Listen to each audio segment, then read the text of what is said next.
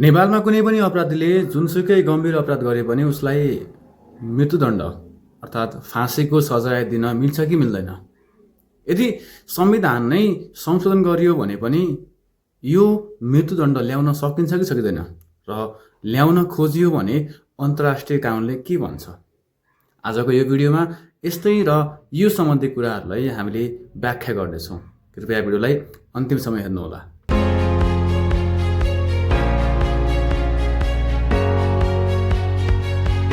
नेपालमा अहिले फाँसीको अर्थात् मृत्युदण्डको सजाय छ कि छैन?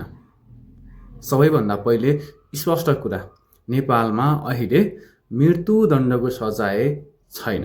किनभने नेपालको संविधानको धारा 16 को 2 ले स्पष्ट भनिएको छ, कसैलाई पनि मृत्युदण्डको सजाय दिने गरी कानुन बनाउन पाउने छैन। यसको अर्थ नेपालमा अदालतले कुनै पनि अपराधीलाई मृत्युदण्डको सजाय गर्न सक्दैन। अपराध गम्भीर भए पनि कानुन अनुसार जन्मकैद लगायतका अन्य सजाय हुन सक्छन्, तर मृत्युदण्ड भने छैन। अब प्रश्न आउँछ, नेपालमा मृत्युदण्ड कहिले हट्यो? यो व्यवस्था वर्तमान संविधानबाट मात्र सुरु भएको होइन।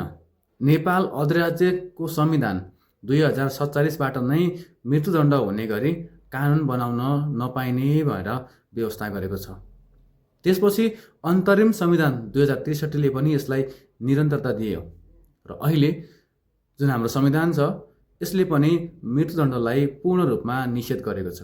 अझ अर्को कुरा, 2047 को संविधान आएपछि पनि केही पुराना कानुनहरूमा मृत्युदण्ड सम्बन्धी प्रावधान बाँकी थिए। ती बाँकी प्रावधान पछि हटाइए र सन् 1999 नेपालले सबै अपराधका लागि मृत्युदण्ड पूर्ण रूपमा अन्त्य गर्यो।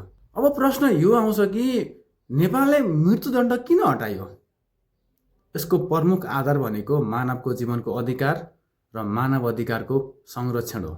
मृत्युदण्ड एकपटक दिइसकेपछि यसलाई फिर्ता लिन सकिँदैन। मानौ कुनै व्यक्तिलाई अदालतले गलत रूपमा दोषी ठहर गर्यो र मृत्युदण्ड दियो भने पछि त्यो व्यक्ति निर्दोष प्रमाणित भए पनि उसको जीवन फर्काउन सकिँदैन। राज्यले अपराधीलाई सजाय दिन सक्छ, तर उसको जीवन नै समाप्त गर्न अधिकार राज्यलाई छैन भने मानव अधिकारको दृष्टिकोणलाई अघि सार्छ। अब एउटा अर्को रोचक प्रश्न आउँछ कि यदि नेपालले संविधान नै संशोधन गरेर अर्थात् धारा 16 परिवर्तन गर्यो भने मृत्युदण्ड ल्याउन सकिन्छ त? सामान्य रूपमा हेर्दा मृत्युदण्ड निषेध गर्ने संवैधानिक व्यवस्था परिवर्तन नगरी मृत्युदण्डलाई कानुनी रूपमा ल्याउन सम्भव हुँदैन। त्यसैले पहिलो समस्या संविधानमै आउँछ। तर यहाँ कुरा यतिमै सकिँदैन, किनभने नेपालले केही महत्त्वपूर्ण अन्तर्राष्ट्रिय मानवाधिकार सन्धि तथा प्रोटोकलहरू पनि स्वीकार गरेको छ। नेपाल ICCPR अर्थात् नागरिक तथा राजनीतिक अधिकार सम्बन्धी अन्तर्राष्ट्रिय अनुबन्धको पक्ष राष्ट्र हो। ICCPR को धारा 6 ले जीवनको अधिकारलाई संरक्षण गर्छ र मृत्युदण्डको प्रयोगलाई कडा रूपमा सीमित पार्छ। त्यसभन्दा पनि महत्त्वपूर्ण कुरा, नेपालले ICCPR को सेकेन्ड अप्सनल प्रोटोकल अर्थात् मृत्युदण्ड उल्लङ्घन गर्ने दोस्रो वैकल्पिक प्रोटोकल पनि स्वीकार गरेको छ।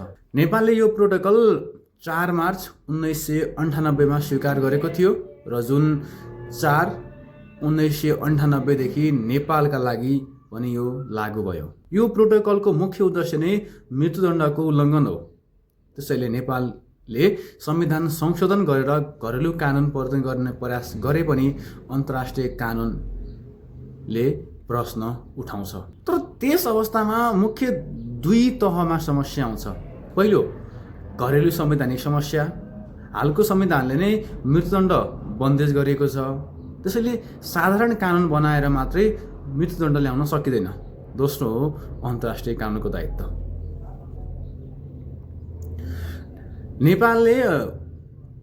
नेपालले मृत्युदण्ड उल्लङ्घन सम्बन्धी अन्तर्राष्ट्रिय प्रोटोकल स्वीकार गरिसकेको छ। त्यसैले संविधान संशोधन गरेर मात्रै अन्तर्राष्ट्रिय प्रतिबद्धता स्वत समाप्त हुँदैन। नेपालले उक्त अन्तर्राष्ट्रिय दायित्वबाट कसरी बाहिरिने भन्ने छुट्टै कानुनी र कूटनीतिक प्रश्न बन्न सक्छ। नेपालले उक्त अन्तर्राष्ट्रिय दायित्वबाट कसरी बाहिरिने भन्ने छुट्टै कानुन र कूटनीति प्रश्न बनाउन सक्छ।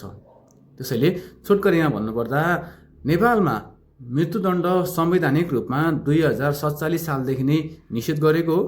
पछि बाँकी रहेका मृत्युदण्डलाई कानुनी प्रावधानहरू पनि हटाएर र सन् 1919मा नेपालमा मृत्युदण्ड पूर्ण रूपमा बन्देज गरियो। अहिले 2072को धारा 16 को 2 ले मृत्युदण्ड दिन निषेध गरेको छ र नेपालले ICCPR तथा मृत्युदण्ड उल्लङ्घन सम्बन्धी सेकेन्ड अप्सनल प्रोटोकल स्वीकार गरेको कारण मृत्युदण्ड पुनः लागू गर्ने विषय केवल नेपालको संविधान संशोधनको विषय मात्र होइन, अन्तर्राष्ट्रिय कानुनी दायित्वसँग पनि जोडिएको हो। तपाईँको विचारमा नेपालमा मृत्युदण्ड हुनुपर्छ कि हुनु हुँदैन?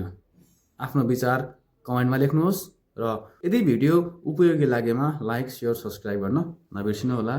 जय नेपाल।